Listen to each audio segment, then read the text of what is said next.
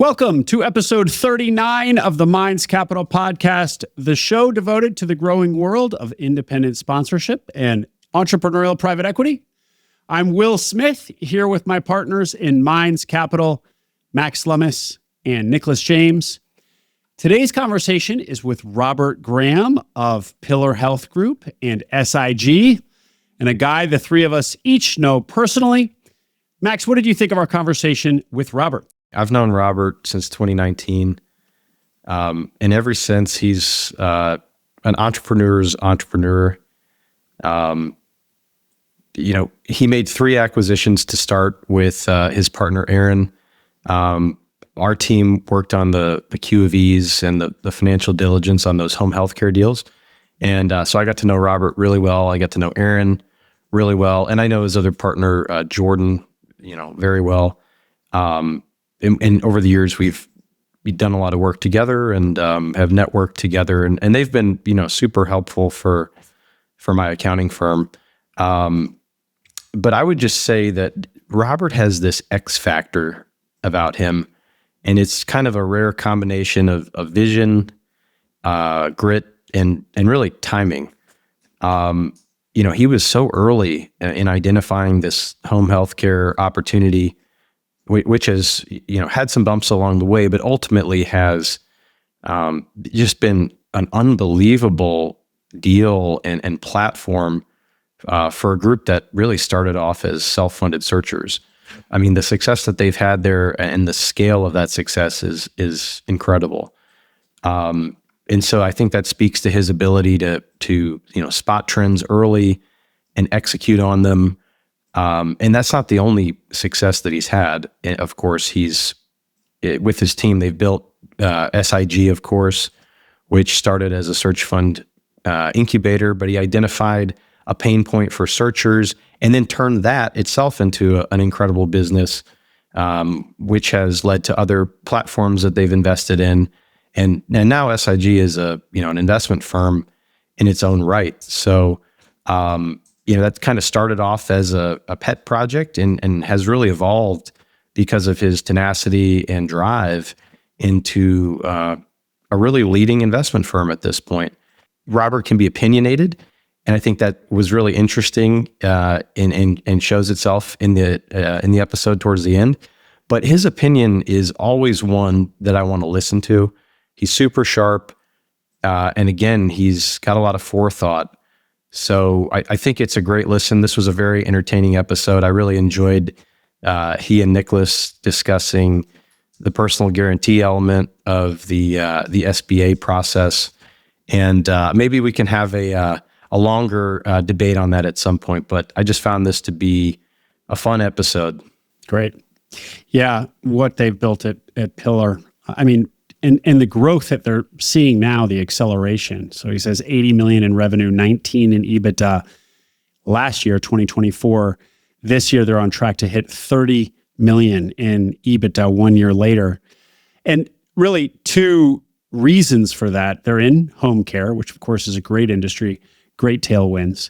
But that combined with, we hear Robert talk about his focus on the commercial function or go-to-market, essentially looking at the top line, sales, marketing, pricing less actually in this case, but sales and marketing.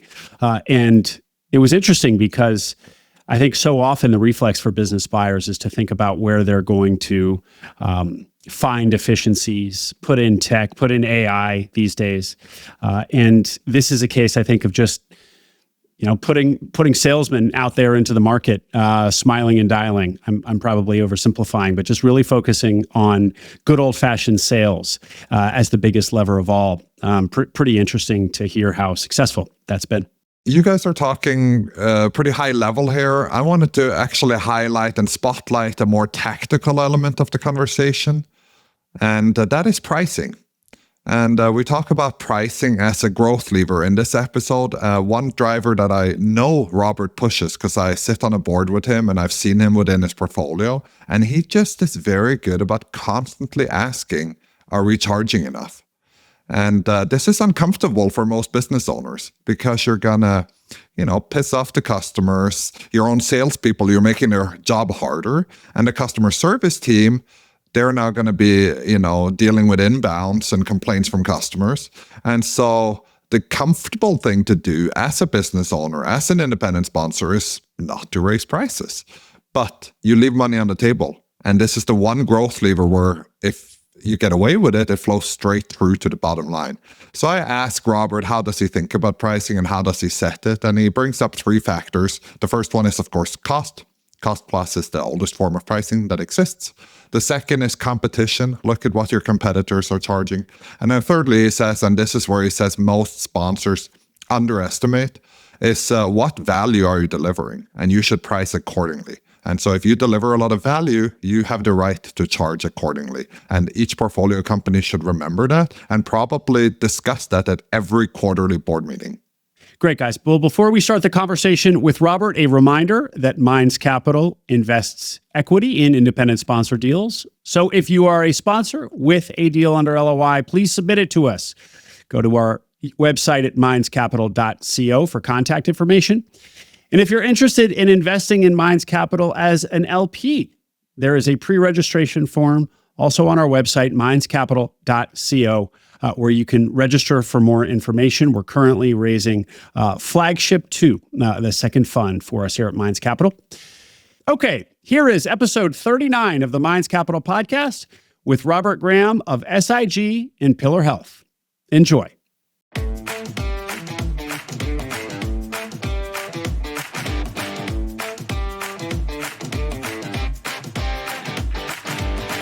Welcome to the Minds Capital podcast, your connection to the growing world of independent sponsors and entrepreneurial private equity.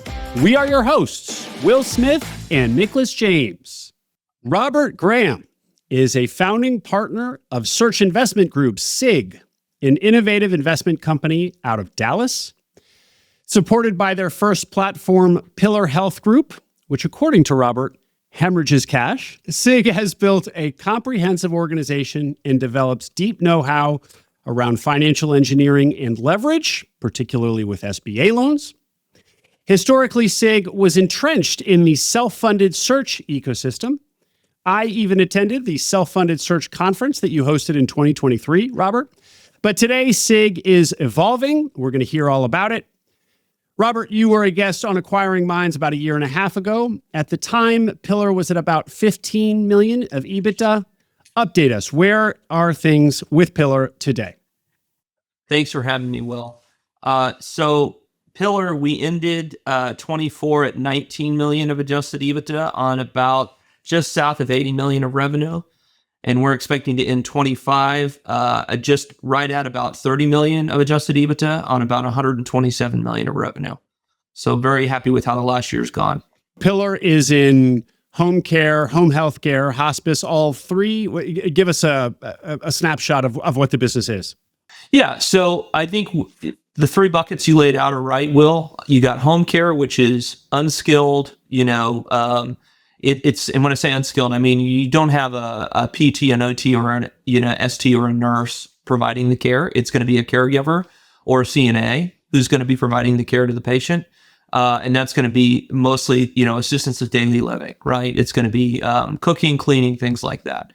And then you've got home health, which is going to be skilled care, right? Which is going to be PT, physical therapy, occupational therapy, speech therapy, or a nurse generally, or a CNA, right? And then you've got hospice, the third bucket, which is going to be, it's a mix of the levels of care, but it's going to be much more heavily weighted towards, clinical or skilled care, also overseen by a physician. And it includes a whole team around that patient and the patient's family. So you're talking about also having, someone spiritual possibly involved. You're talking about a social worker being involved. So it's a full care team and very intensive care being available in the home. So we're providing service across all 3 buckets of care. And when did you start Pillar, or when was the first acquisition? First acquisition was September of 2019. Wow. And we acquired 3 small home care, home health, and hospice companies in the Dallas-Fort Worth area. Well, it's really remarkable story. You and Aaron, your partner, as I recall, you didn't even set out necessarily to do effectively a roll up. You were self-funded searchers, but it has evolved in this really kind of eye-popping way. Is that fair characterization? Well, I appreciate that's a very nice characterization by you, and thank you for being so complimentary. We're very happy with how it's gone. Not every self-funded search ends up where this has ended up. That's a pretty unique outcome, and like you said, we weren't necessarily anticipating that. I think just us as investors, Aaron and I, and Jordan, who's in SIG with me, we're very opportunistic, and so we look for a good opportunity. We go after it, and it evolves from there. And I think that's the right way to think about operating and investing in this space.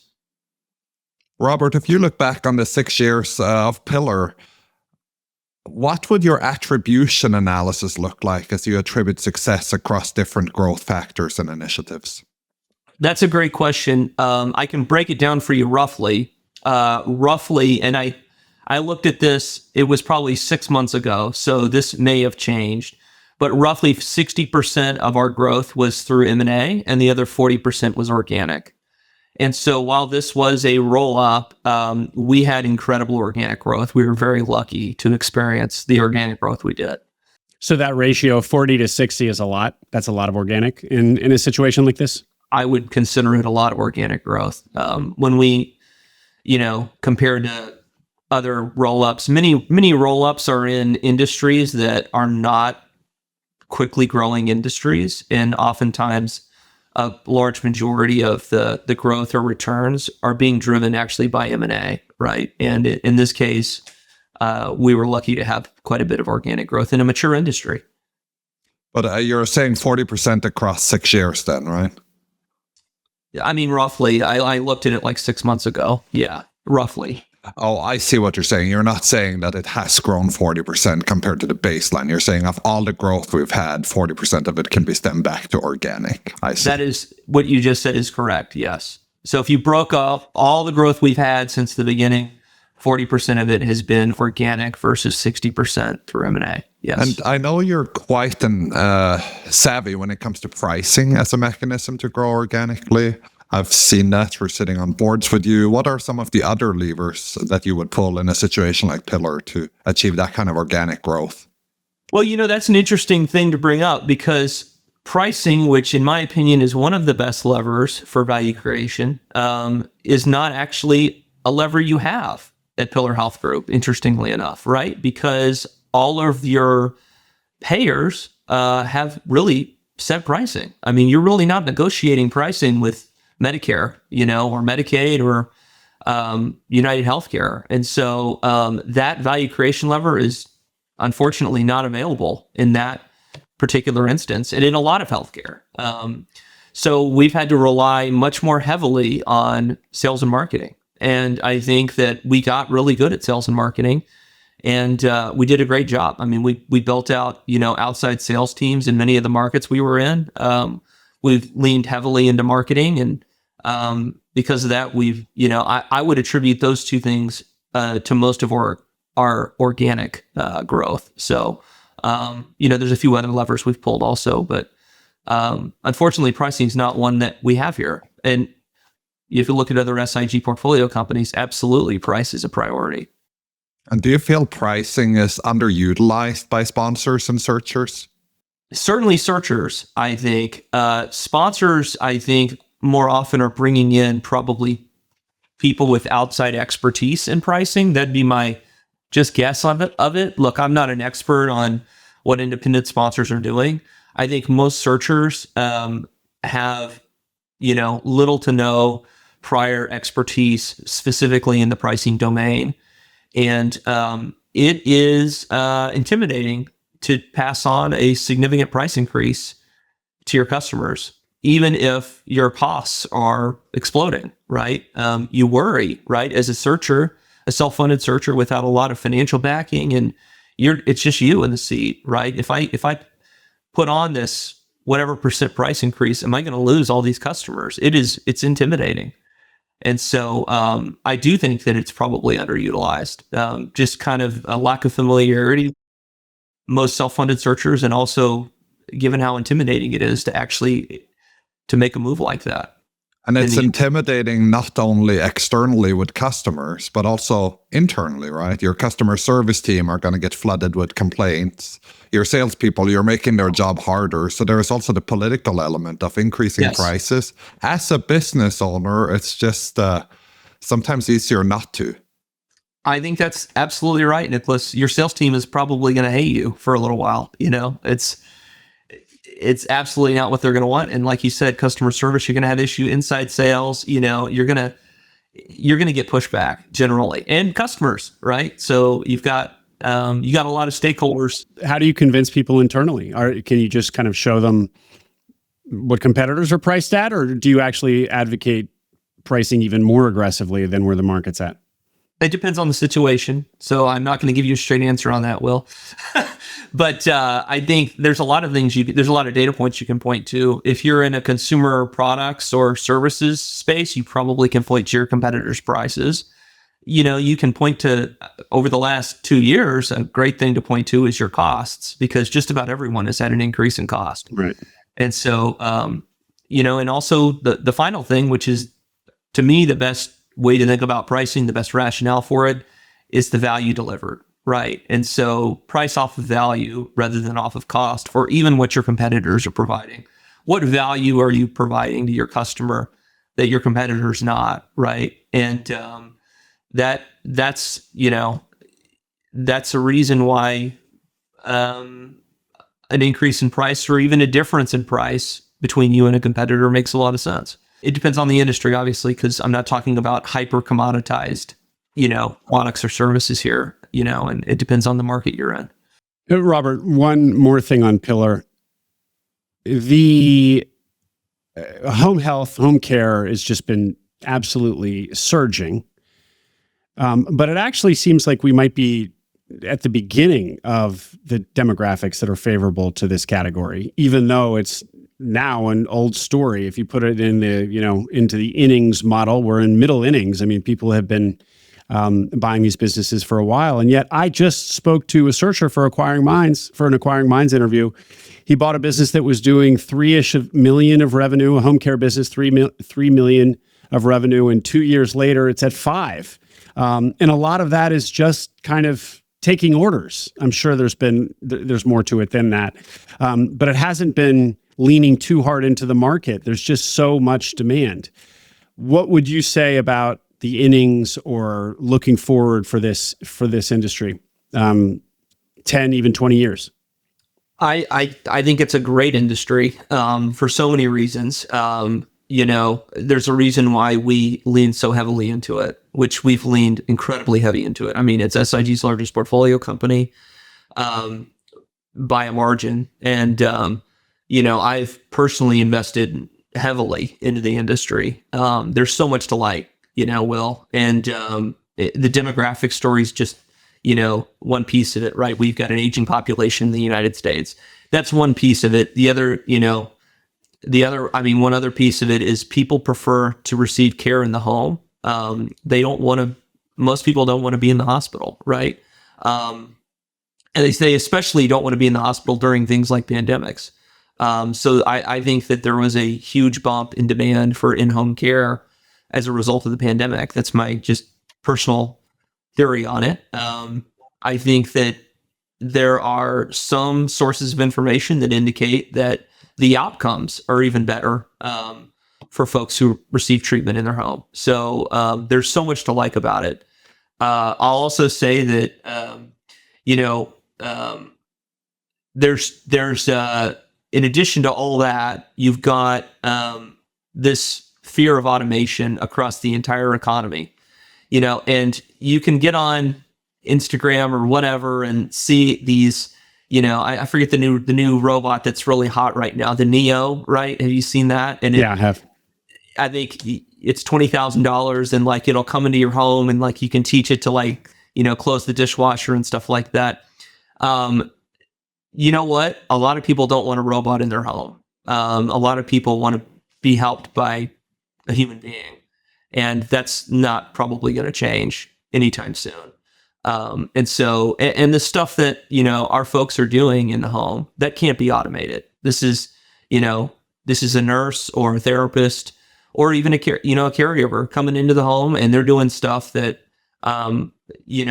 only a human can do. And these are services also that are greatly appreciated, by these clients and patients. And so it needs to be a human, and it's going to be a human for a long time. So lots to love about this industry. Thank you. Let's turn our attention to SIG. We gave a little bit of a teaser about what SIG is and how it differentiates itself in the intro. But why don't you put it in your own words, Robert? What has SIG been historically? Yeah, SIG started as a very different organization than it is today. Okay, and so I was a self-funded searcher. Jordan was a self-funded searcher. Aaron was a self-funded searcher.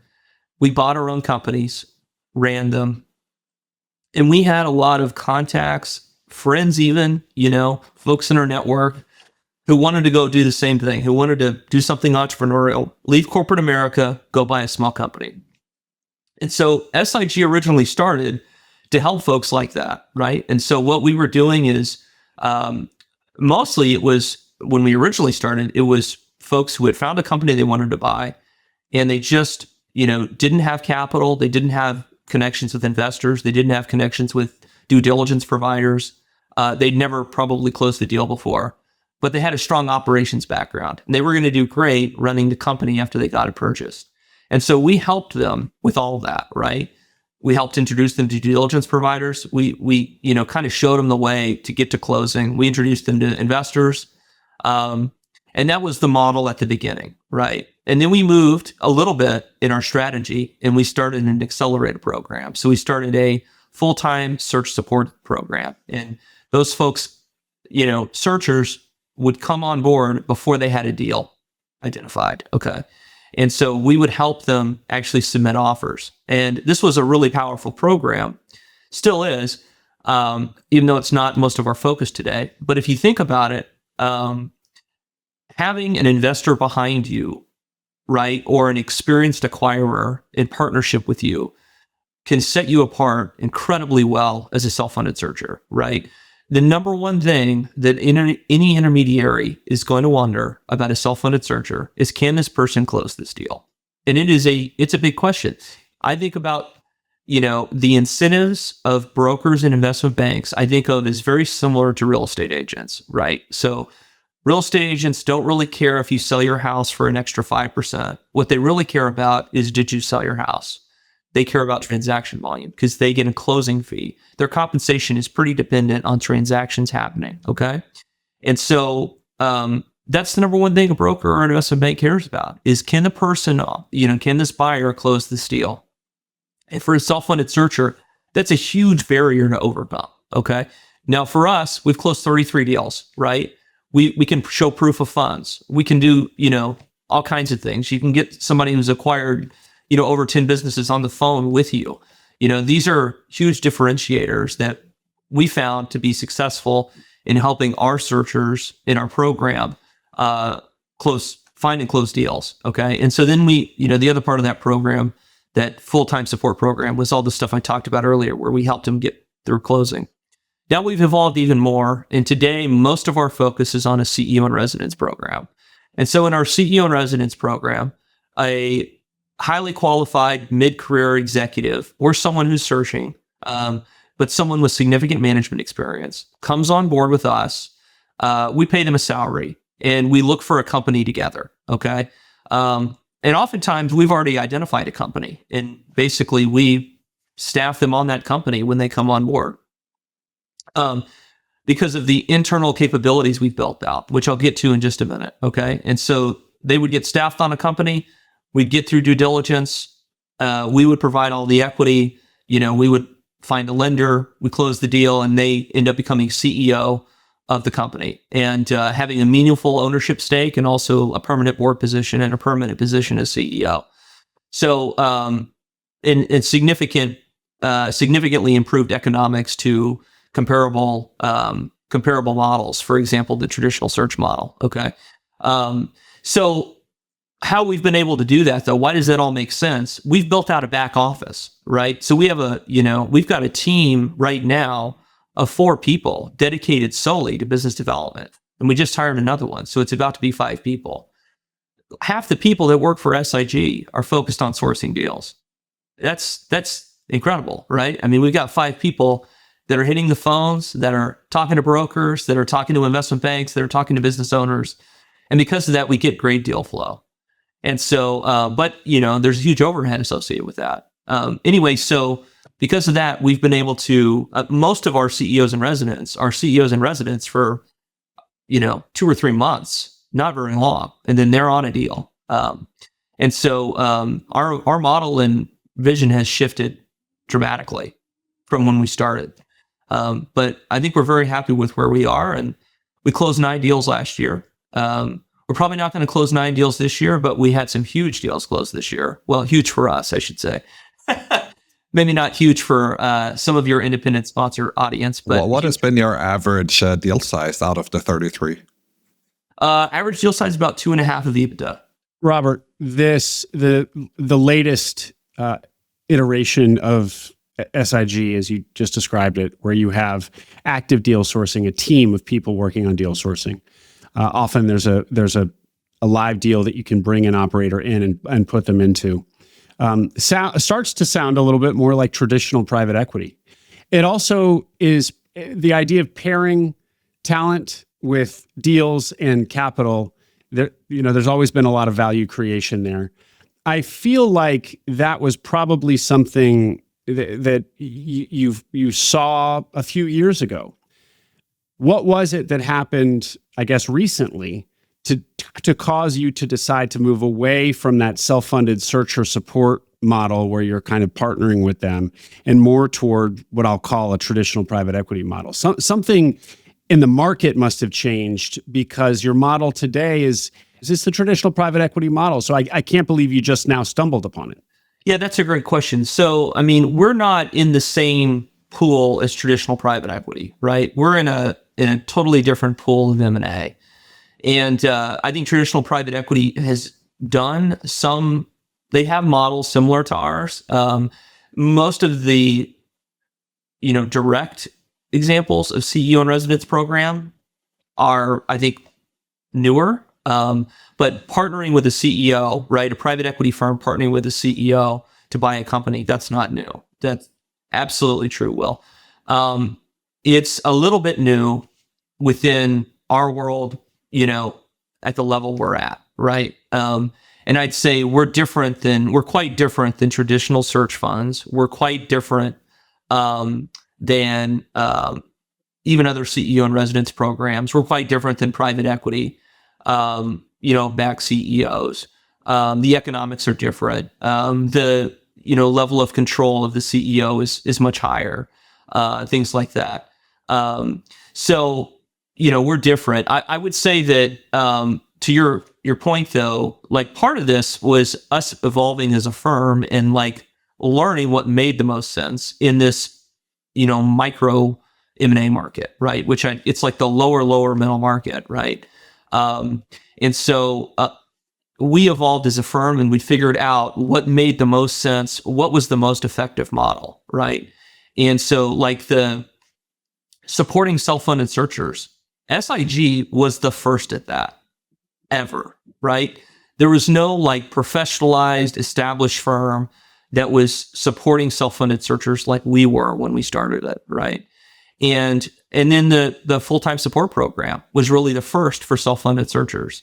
And then we evolved now into the CEO in residence program. And how that happened, or it happened organically, because we figured out that, look, we could get really good at sourcing deals and have long-term relationships with the intermediaries who were representing these companies that would be extremely beneficial, right? And so the self-funded search model doesn't lend to that. And there's a few other things that we've implemented that, are very different too. So another example that makes us very unique, and we didn't have this when we started our firm, we have an incredible level of support for our CEOs after we acquire companies. And, we have a very heavy focus on commercial growth levers, right? Pricing, sales, marketing. We also do a lot of EOS implementations and also just value creation planning. We have a person in our firm dedicated solely to that. We're in the process of hiring another one. And so we take our, post-closing support extremely seriously. I would say if you compared that to who else was playing in the lower middle market really before us, like the traditional search model, they don't do much of that, right? I think they do a little, but our focus is very heavy. So, I do think that there are pieces of our model, certainly, Will, to your point, that have existed in private equity for long periods of time, but I think that the combination is pretty unique, and especially it's a unique combination in our end of the market. And Robert, what seems inevitable now is that you'll start buying larger businesses. So that one constant feels like, as you put it, the lower middle market. But why stay there? Why not continue to go up market? We love where we are. And why is that? The multiples.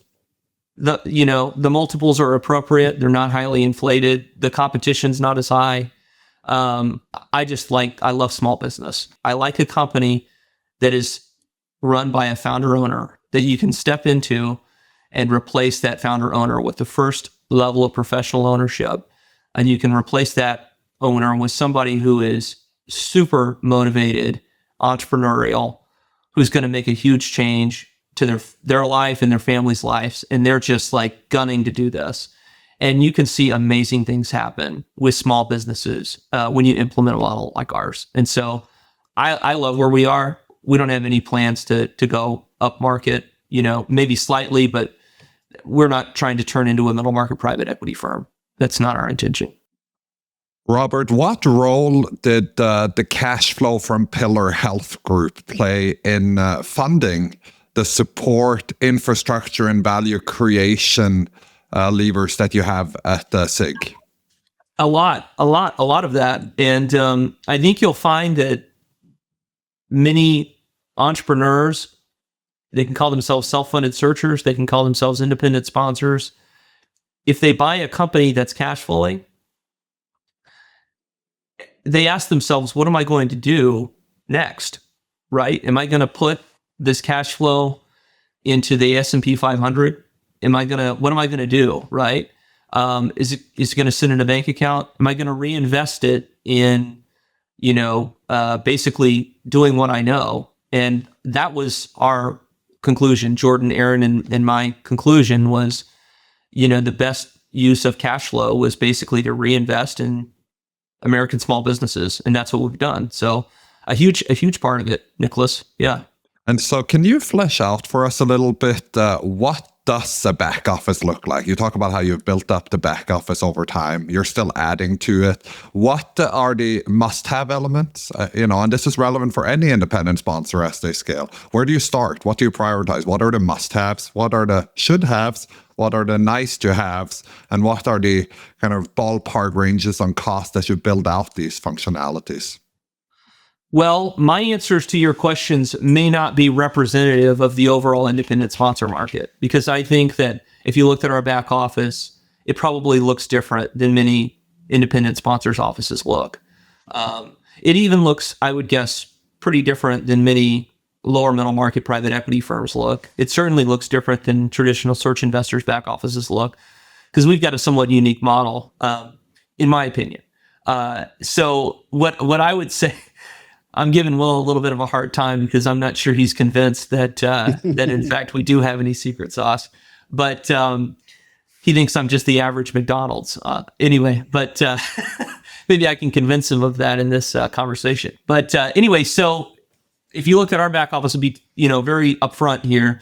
So we've got 4 people right now. We got a 5th person on the way, focused exclusively on new deal sourcing. Okay, and that is, number one priority for our firm is having the best deal flow and finding the best companies to buy. Okay. We've got 3 partners, myself, Aaron, and Jordan, who really run deals, right? So once a deal is identified, we're making sure that deal gets closed, and we're making sure that that company is successful after we buy it. Okay, because all three of us have small business operations experience, and anyway, so we're focused on the success of that deal through closing and even afterwards. Okay, the three partners, and we oftentimes sit on the boards of the companies that are purchased. Not always, but many times. We also then have in-house M&A, right? So we've got a person exclusively dedicated to making sure these deals, get through closing, right? And so that's, the transaction type role that you'd see, at many other firms that are similar to ours. We've got a chief of staff who makes sure everything is running smoothly, right? And helps us with, even some of our, outreach efforts, marketing efforts, things like that, happy hours with business brokers, things like that. Okay. We've got our operations partner who is solely focused on the success and growth of our firms of our companies after we buy them. Okay. And then we've got our CEOs and residents, right?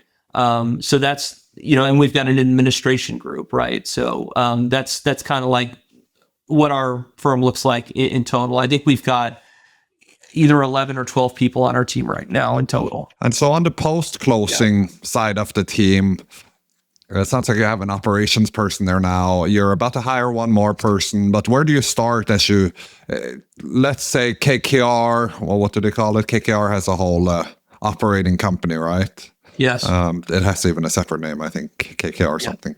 Anyway, that's the large cap model, right? But in the small world, what does this look like? Where do you start? What's the first hire as you say, oh, we're going to have a dedicated personnel towards post-closing? And how do you build that team from the first person to the 10th person, give or take?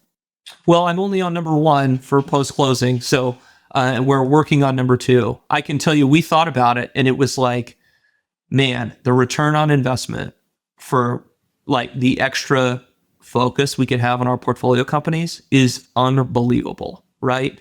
If you can have somebody in that role who is going to increase the probability that you're able to successfully, hire an outside sales team, right? Or, a lot of these firms, they focus on operations, put in place Lean Six Sigma, all these things. The return on investment for having someone in that position is incredible. That's the conclusion we came to, that we couldn't afford not to have someone in that position, right? And we hired someone with a very strong marketing and sales background. I actually used to work with him. His name's Jonathan, and we worked together at Eaton Corporation. And not directly, but we worked at the same company, and we actually had the same undergrad. So we both went to Texas A&M. And graduated 1 year apart in the same major. And so I had known Jonathan loosely for years, and he had a very strong sales and marketing background. And that's what we wanted to focus on, sales, marketing, and pricing, because I think you find across private equity, the majority of value creation has been driven by the commercial function. So anyway, we decided, I think we couldn't afford not to have someone in that position, and now we're coming to the conclusion that it makes sense to even invest more heavily in that. KKR calls it KKR Capstone, by the way. But Yep. once you start playing that game where we can't afford not to have it, it reminds me of the discussion in preventive healthcare, right? Where the government always says, oh, we need to prevent people from getting sick because it'll save us money down the road. Your argument is the same. The more we invest in making the companies better, the more it'll make us down the road. So we can't afford not to. But that's also budget driven, right? Even though you say you can't afford it, you also can't actually afford to hire 10 people right away, perhaps. So you start with a fairly broad ops person is what it sounds like. And then you talked about earlier how your value creation is very focused on growth, pricing, sales, marketing. So would the next step now be to kind of populate each of those roles with more specialized manpower? I don't think we're there yet. That might be the future state, Nicholas. We've talked about that. Right now, what we're doing is we're relying on outside experts for those domain areas, right? And so Jonathan's, very, he has great expertise in sales and marketing, but we still bring in outside expertise to help. And I don't know, we'll have to see how that evolves. Right now, I think we're looking for someone junior to join Jonathan's team, who's going to really focus on making sure that I would say making sure the initiatives that we identify are driven to completion, right? Making sure we actually execute on the opportunities we identify. And what you find in the companies we're buying, oftentimes there's not a lot of extra human resources, right? And so just having someone to help with some of those initiatives is huge, right? So, for example, if Jonathan can dedicate some of his time to helping one of our portfolio companies build out an outside sales team, and Jonathan's previously managed outside salespeople and knows how to hire them and knows how to, set up basically a sales management organization. That's a huge thing that it would have taken that CEO wouldn't have been able to do, because they're trying to run the company at the same time. They're trying to deal with day-to-day responsibilities. And so I think that a piece of it is,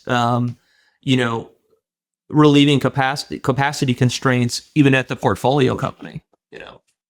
If you look at a big private equity fund, I would imagine they would start with a group CFO who can also advise the PortCos, or they would start with some kind of a chief legal officer who could take care of legal and reduce your overall aggregate spend there. But your initial investments in post-closing value addition comes on the front office side, right? So why is that? Well, it's a very simple answer, and you might say I haven't thought it through well, but if I think about the 80-20, and it's not 80-20, but the majority of value creation across the private equity industry and the buyout industry, it's been created in the commercial function. It's in sales, marketing, pricing. It's in driving top line. It's not in cost cutting. It's not in improving back office functions. It's not in having a great CFO with perfectly laid out financials. Those are not EBITDA expanding activities nearly as much as sales, marketing, pricing are. And so that's where we went first, right? Because we felt that was going to have the highest return on investment. And, so far, I think we're finding that to play out. We'll see, 5 years from now, but that was the whole theory behind it. That's why we focused there first. You use the term value creation planning as, in addition to EOS and pricing, that value creation planning in itself was a topic and an activity. What did you mean by that? So, creating a plan to create value, right? So we have a process with every new acquisition we make where, a few months in, after the new CEO learns the ropes, learns about the business, learns the market, learns the industry, they have an idea of where the opportunities are. And so what we do is we bring a whole group into the conversation, right? So we're bringing in sales, we're bringing in marketing, we're bringing in ops, we're bringing in customer service. Basically it's a cross-functional effort, and we're creating a plan on how to double or triple the business over the next 3 to 5 years. Okay. And that's a list of initiatives that we're going to try to execute on. And we think about prioritizing those initiatives, and then we create project plans and we execute. The doubling the business in 5 years, is this, you build effectively a reverse waterfall that these are the buckets that'll get us there? Exactly. Yeah. That doesn't always work out. I mean, a lot of times, you think a bucket is so big and turns out it's not a bucket at all, or you miss a bucket and there's a huge bucket you missed. So this is an iterative process. You can't just do this once, and you need a cross-functional team to inform you on, hey, look, sales may have a great idea about a new product, and ops may say that's impossible to build, right? Or it's going to cost an arm and a leg. It doesn't make sense. That's one example. So you need a cross-functional team, and this is an iterative process. So we're doing it once, and then we're doing it again a year later. We're doing it again the next year, right? And we're constantly thinking about our 3 to 5 year plan and how we're going to grow this business. And so that's how we think about value creation planning. Robert, this strategic shift to hiring more mid-career people, to bringing in more mid-career people as your CEOs and residents and as your operating partners versus self-funded searchers. I assume you are expecting better performance in the companies as a result of that. Have you seen any evidence of that so far? It's too early to tell. I think that the early evidence is good. We've only had our CEO in residence program for like a year and a half, right? Mm-hmm. So the start of SIG was the search model we talked about earlier, right? That we've talked about so many times, Will. So it's going to take years for this to play out. I think that the rationale is there, the rationale to justify the change to this new model. And what we're seeing early on is great. Okay.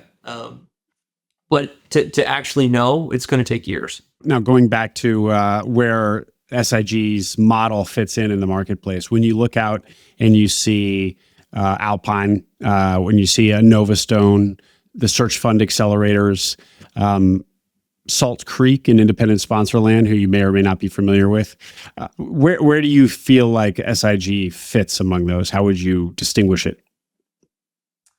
Well, it depends on, I suppose if you were going to compare those, it would be along what lines, because we're different in a lot of ways, right? So one thing would be, I think we're heavily not in tech.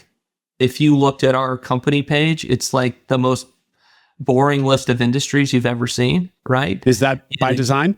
It is by design, absolutely. And we love non-technical industries for a variety of reasons. They tend to be expensive, and they also I believe there's more technology change risk generally in tech-heavy industries, and so we like industries that are very old world economy industries, and that's where we tend to float. So that's one difference, I'd say. The size of deals, we're usually buying smaller deals than some of those other buyers. I think our program, our CEO in residence program, is quite different in terms of there being significant economic upside that's not present in some of those other models. And then the permanence of the position, right? So like I mentioned earlier, permanent CEO and board positions, those are unique to the industry. And then the level of support post closing. Some of those names you mentioned have post closing support. My question would be, is it to this level? And then the other piece would be on the sourcing side. So some of the names you mentioned, they rely completely on the entrepreneur or the CEO in residence or the searcher, whatever you want to call them, to find the company. And that's not our model at all at this point. And a matter of fact, I think of the last 5 deals we closed, 4 of them have been sourced by SIG itself. I always thought that SIG's model had some sort of deal sourcing element to it, because you would bring in a searcher or searchers, and you'd get this deal, and they'd get a kind of their own little deal engine going. Then they'd find a business, but that deal engine you then can conserve and use with the next searcher. And so it's a lot like what the kind of the search fund accelerators have, because there's so much waste in a searcher spinning up a deal sourcing engine, finding a business, and then shutting it back down. Some owner they reached out to 6 months ago may then reach back out to them and say, "Hey, I'm ready to have a conversation." Meanwhile, the searcher is long gone and into the other business that they bought. So there always seemed to be, we may or may not have talked about it, but I always assumed there was sort of a recycling of those engines that was baked into the SIG model. No? Well, we did much less of that early on in our model. Okay. And now it's 100% as heavy as you could get. We got 5 people doing it all day, every day. Right? Okay. I don't think that, I don't know those other models as well, obviously, as our own. But my impression of the traditional search investors and accelerators is that they have certain sourcing methodologies that they reuse. But I think every time these searchers are kind of kicking off their own search. And, if you think they're reaching out as them, they're not reaching out as search fund accelerator, or, they're not reaching out as, I don't know, what would another big search investor be? Pacific Lake. Broadtree or, yeah. Mm-hmm. And it's not that Pacific Lake has a relationship with, George the broker, right? It's that they're getting an email from Sarah, and Sarah is backed by Pacific Lake. Okay. Yeah. So that's a totally different thing than what we are doing, where the relationship, this is someone who works for SIG, and SIG, head of our sourcing department is John, for example. John goes to broker events. He went to the ACG event in Chicago last week. He's been with us for years at this point, and brokers have heard from John over and over and over again, right? And they've established a relationship with John. And so it's a totally different dynamic in my mind. You have a great position to think about search and how it's changed over these last few years. How has it changed? How have you seen self-funded search in particular, or traditional search as well, evolve and change? Because this might be your last opportunity to address the search market as you move away from working with searchers. So where does it stand here in 2025? Well, I'm not an expert on self-funded search like I used to be. We published the study. Right. I look at that all the time. But, we published the first real comprehensive study on self-funded search ever. And we were experts in self-funded search 2 years ago.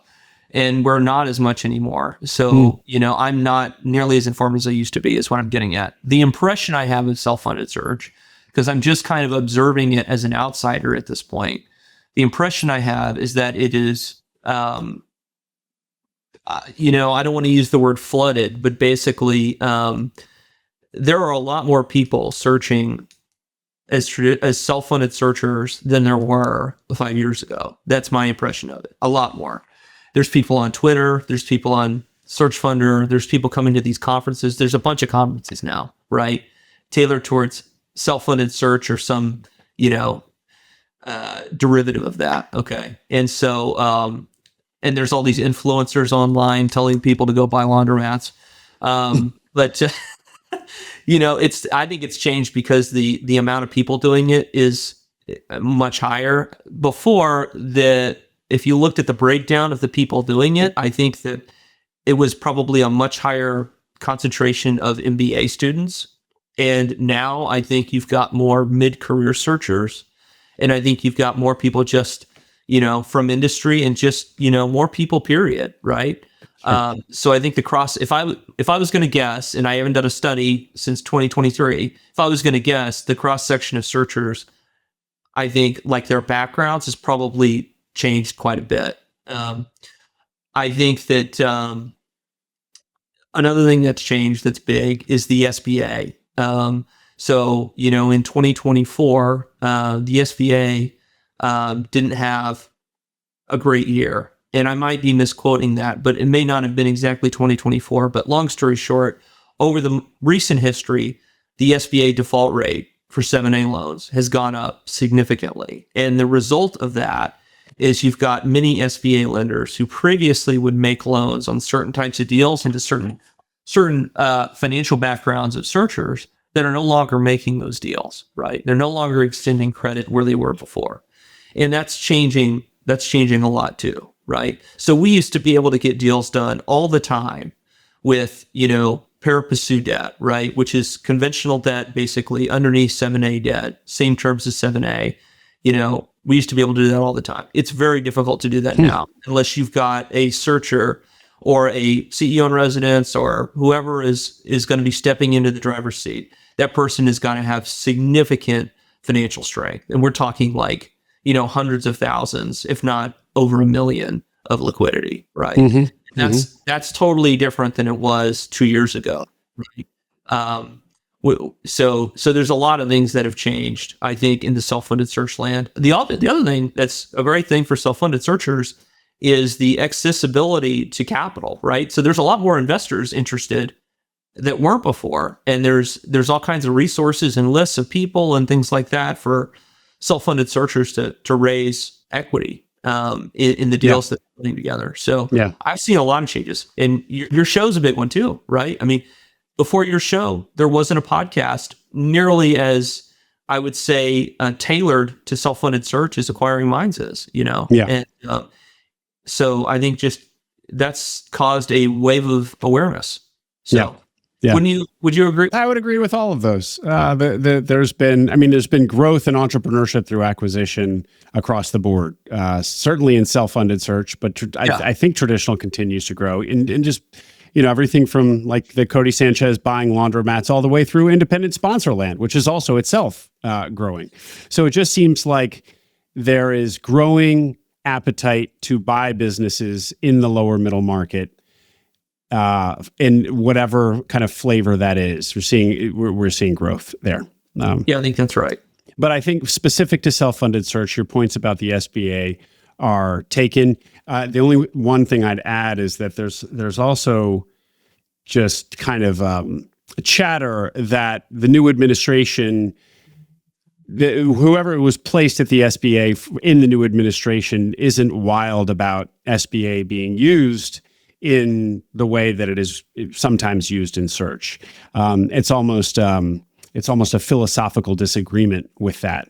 I don't know if I shouldn't say that. It could be a philosophical disagreement. It could also be the underperformance or the increased default rate that you referenced in whatever it is, 2024, or maybe it's a combination of the two. But there seems to be this attitude emanating from the SBA that there's in kind of increased scrutiny on the way the SBA loans are sometimes used here. So just adding that as another data point that applies to self-funded searchers.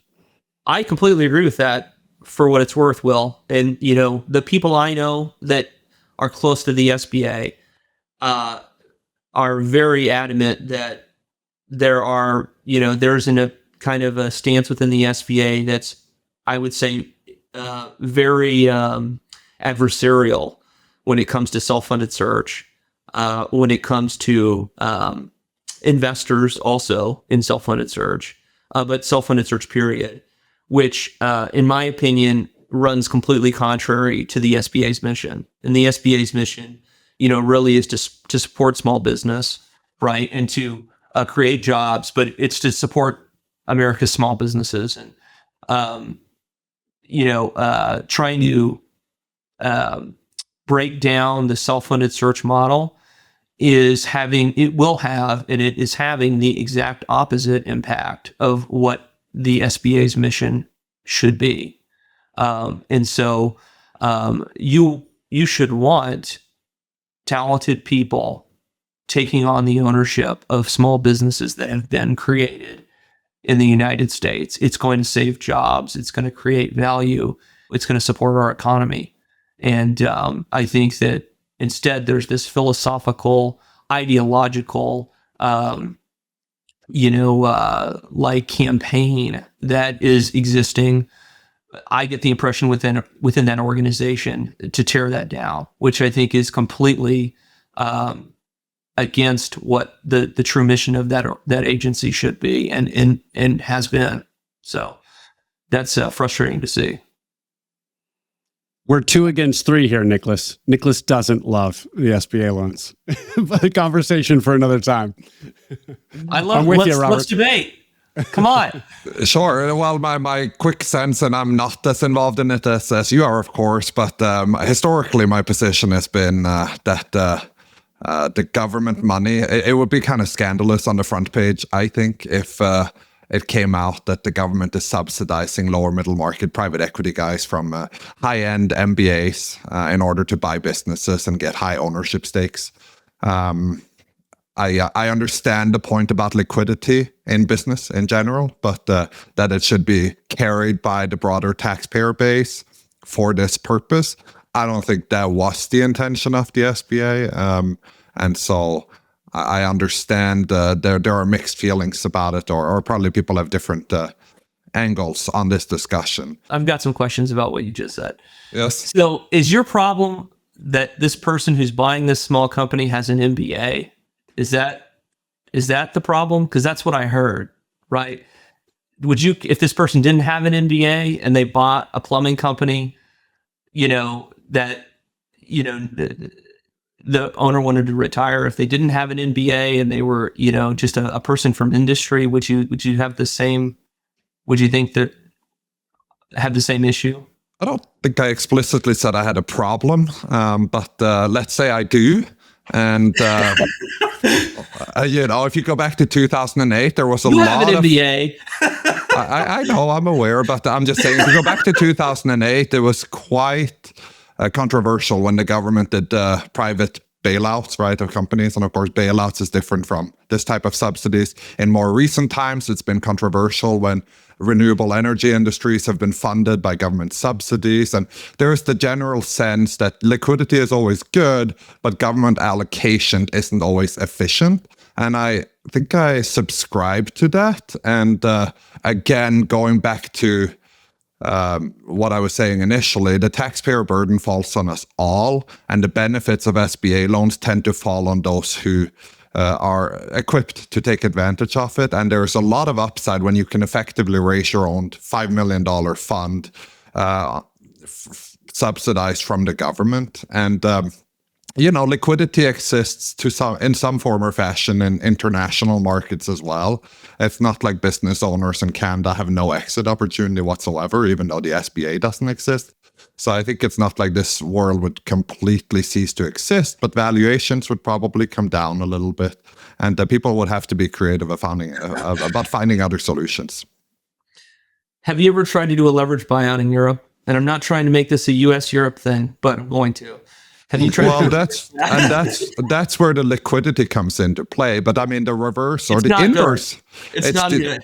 The inverse argument is okay, well, and it goes back to what you said earlier, we can't afford not to invest in sales and marketing. Well, if you really feel strongly, like, why aren't we investing a lot more in SBA, right? And why should there be any ceiling to it? We should just go all in and full subsidy and so forth. You're making an argument for me, Nicholas. I think it should go to 10 million tomorrow. 100%. It's a great program. 100%. It's creating jobs in our economy, and it's without it we would you'd have a lot of small businesses go out of business.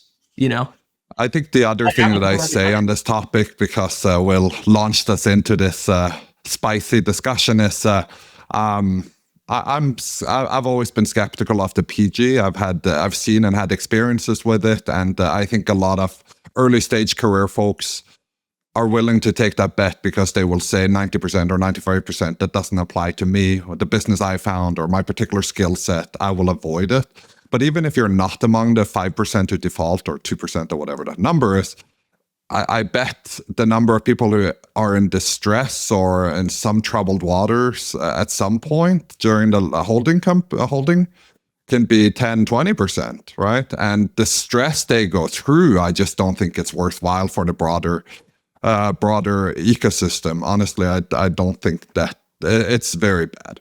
And then I would also say there is asymmetrical risk with private equity acquisitions. Even large cap KKR, when they do an acquisition, even they have donuts every now and then on investments they do. So what makes us believe that people in the lower middle market, where the companies are a lot more vulnerable, will not avoid failures? They're going to keep happening, and that the government has a program that forces people into bankruptcy because of subsidies that they get from other taxpayers. It's just conceptually, I've been skeptical of it. And I think there are plenty of voices out there who will be like, yeah, go buy your own business, raise the money. You can be a CEO, you can be an acquisition buyer. Once you get that on your mind, and we talk to them every day, it's hard to not dream, right? I am one of them, right? And so I understand that dream, but I think that's why I've taken it on me to be a voice of reason to say the PGs are onerous and treacherous to a small percentage of people who take them on. All right. I've got a couple of points.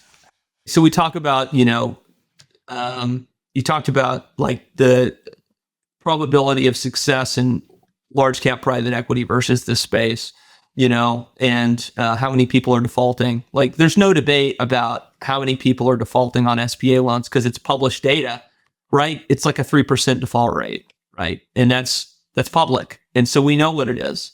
It's not a very high number. And as a matter of fact, the SBA is freaking out because it went from 2.5 to just over 3, right? So it's not a very big number. And I'll say, the characterization that, the SBA forces people into bankruptcy, I don't agree with that characterization. No one's forced into bankruptcy. Sometimes things go wrong and, a borrower is not able to repay a lender, and the borrower has options, right? They can seek a repayment plan. There's a whole, piece to this where, a lender is, by the way, highly motivated to negotiate with the borrower to come up with a repayment plan that's realistic. And if they cannot reach agreement, the backup option, and this is the option that the borrower has, is they can say, I don't want to, pay over an extended period. And it's usually some amount that is dramatically lower than what was originally owed on the SBA loan. If they can't come to agreement, the backup option, and this is why this is a part of the reason lenders are willing to come to the table and get so I shouldn't say aggressive, but be so willing to cut the loan principal amount to shreds, is because the borrower can just go file personal bankruptcy, and then the lender is, they're going to get basically nothing, right? If it's a company without hard assets, they're out of luck, right? So back to the Europe-America debate. Okay, I'm going to take it back there. Would you rather file personal bankruptcy in America or in Europe? I think we all know the answer to that question, right? And so let's appreciate the amazing program we have with the SBA, where we've got access to capital that allows small businesses to transition ownership when, this natural thing happens when owners can no longer run the companies they're running, and something's going to happen. Those companies are going to be shut down. Employees are going to lose their jobs, or we have a program that allows those companies to transition and allows our small business economy to thrive. And when that doesn't work, we've also got a structure in the United States where if people need to, they have the ability to pursue bankruptcy and have a recovery in their life, right? Bankruptcy is not the end of your life. It's not the end of your business career. People bounce back from it and have incredible careers, and it allows people to walk away and live the rest of their life without basically going to debtor's prison, right? And so I think I take the complete opposite tack of this. I'm very glad that I have access to the programs I do, whether that's personal bankruptcy protection or whether that's the SBA 7A program. They're amazing programs. I want to switch from talking about failure rates to talking about success rates, Robert.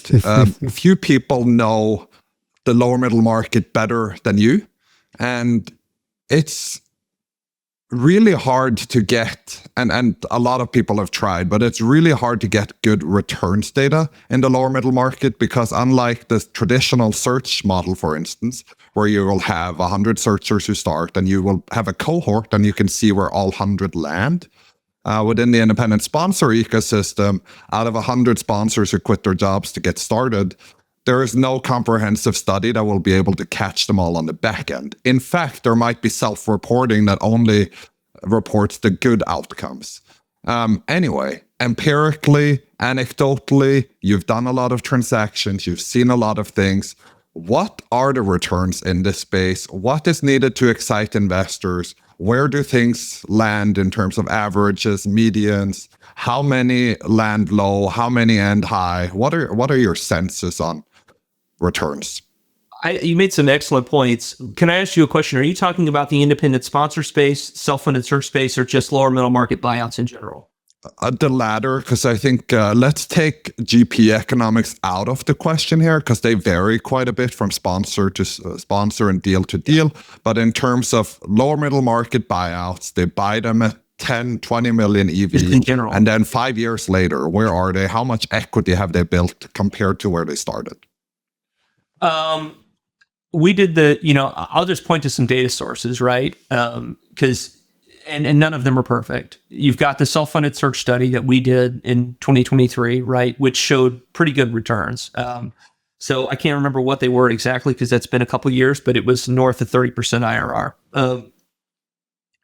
You've got the Stanford traditional search study, which shows also north of 30% IRR returns. I I don't dabble in the independent sponsor world as much as you guys do, but I'm sure that there are some studies out there, so I think that returns overall are very strong. I couldn't say, what the overall market is. I'm looking at little sub segments of it, and the little sub segments of it that I have that have published data look really good. But I don't know what the overall picture is. I do have an idea from what you said. You guys should do a study on independent sponsors, emerging market independent sponsors, and you should include emerging market independent sponsors that never close a deal, because that is a huge part of the independent sponsor picture that is not talked about. And when independent sponsors think about going down this road, it's a huge decision, right? They're oftentimes at a private equity firm making an incredible amount of money, right? They've got a great career ahead of them, and they make a decision to go out and be an independent sponsor. And having the data understanding to understand what does this path really look like for the majority of people taking this path, including what percent of people don't end up closing a deal. I have no idea. I think it's a high percentage. I can tell you at the McGuire Woods event, I think you could correct me if I'm wrong here, Nicholas, but I get the impression that 90% of the independent sponsors at the McGuire Wood conference have never closed a deal. So I don't know the answer, but it'd be great to have. And I think if you guys are interested in doing it, you'd be the perfect organization to do it. So, but when you hear 30%, which as a rule of thumb, I always remember that 3x MOIC in 5 years is equivalent to roughly 25% IRR. So when you say 30% IRR, it's north of that. Based on your experiences talking to people who are even deeper into this than you in terms of number of years and number of deals, how does that resonate? It resonates well. I can tell you for our portfolio, it's higher than that, considerably higher than that. And for the folks that I know who have been investing in this space for a long period of time, their returns are quite high also. I think a key to this is building a portfolio. So you have folks who, did 3, 4, 5 deals and, haven't had the greatest results, but it's not representative, right? So I think folks who have built a portfolio and done it for years, most of them that I've spoken to have had great results. And I think that's interesting that you say you have to build a portfolio, because any given sponsor, any given searcher is not. And they're betting on the alpha that I am the right buyer for this particular business, and it's going to deliver 30% plus. And Minds Capital, of course, we're playing the beta game. We like the asset class. We're investing in a portfolio. And across the portfolio, you seem to be as bullish as me. Now, if I ask about, all the sponsors have economics, right? And it typically kicks in after an 8% pref. What share of deals that happen do you think do not meet that lowest hurdle? The 8% pref, right, or whatever the pref is? Sure. I don't know. I think it's a meaningful percentage. I would say that what I've seen is not necessarily that. I think that oftentimes you don't have a perfect bell curve forming. That's been my own experience, where you've got some significant outperformers and you've got some lower performers. And it's not always like totally normal. I think if you looked at the overall industry, it probably would be more normal. So I don't know. There's a definite percentage that don't hit that. For us, it would be, less than 10%. I don't know what the overall industry looks like, but that's not a completely uncommon outcome. It does happen. So. What would your experience be? I mean, you guys in Minds Capital have invested in a lot of independent sponsor deals. I'm sure some portion of your portfolio is returning less than long-term S&P return rates, right? Like call it less than 10% a year. What's your sense of it? We're still pretty young. Our first portfolio is 18 months in the running, and I would say we like the looks of it so far. So I don't see any donuts on the horizon, hopefully. But yes, they do exist. I don't know if the percentage is 5% or 15%. I don't believe it's 25%, but what I more commonly see is not VC, right? Right, exactly. In fact, we had a pre-call with someone who will be airing here soon who makes a very strong point that it's value degradation if something goes to zero, because we're buying profitable, growing, well-managed, enduring businesses. And so if you have a zero outcome, you have actually destroyed value, not only not maintained, but destroyed value, and they shouldn't happen. More on that in another episode. Great. But I think for me, it's a momentum thing also. And you very quickly see deals come into either a sphere of positive momentum, where organic growth is working out, the hires are good, they do some add-on acquisitions, so there is accretive growth from that. The investors are happy, so they're willing to put more capital into play to keep growing this asset, and it becomes this self-fulfilling virtuous cycle. Like a flywheel, right? Yeah, flywheel. And momentum begets momentum. But on the contrary, you also have the opposite. Hey, right out of the gate, it becomes more of a rescue mission, and you lose some key people or a big customer, and it becomes a recovery mission where let's get our capital back. And there are, of course, a lot of exceptions to the rule on both the upside and downside. But in general, the early stages of the 5-year life cycle really matter, because that's where you put it on a path and a trajectory. I think that's absolutely true. I couldn't agree more. And I think, more to be said about the flywheel issue, right? So the more the company's growing, the more cash flow it's generating above debt service, the more it's going to be able to invest in further growth opportunities, right? And I think you find that it's like a snowball, right? Or like a flywheel, right? The faster you go and the bigger you get, it just multiplies. And you've got these, what's compounding returns basically that are magnified, the further it goes. On that happy image of the snowball, which was actually the name of one of the Warren Buffett biographies, Snowball something. Let's leave it there, guys. Robert Graham, always fun to connect with you. Very interesting to learn about SIG's evolution here. Very impressive to hear about all Pillar has done just in the 18 months since we heard about it last. That snowball in particular is massive. So we applaud you for that. Thank you for coming on, sir. And we'll put a link to all your socials and et cetera in the show notes, and look forward to having you back. Thank you for having me, guys. I'm excited to be a part of this, and also a part of Minds Capital. So super excited for your new fund. And congrats on your success. We're happy to have you. Thanks, Robert. Hope you enjoyed that interview.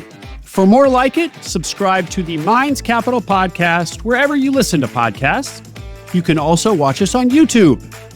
Also check out Minds Capital, where Nicholas and I are partners alongside Max Lummis. We invest equity in independent sponsored deals. So if you're a sponsor with a deal under LOI, please visit mindscapital.co to start a conversation. There's also an investor tab on our website with information about future fundraisers. See you in the next episode.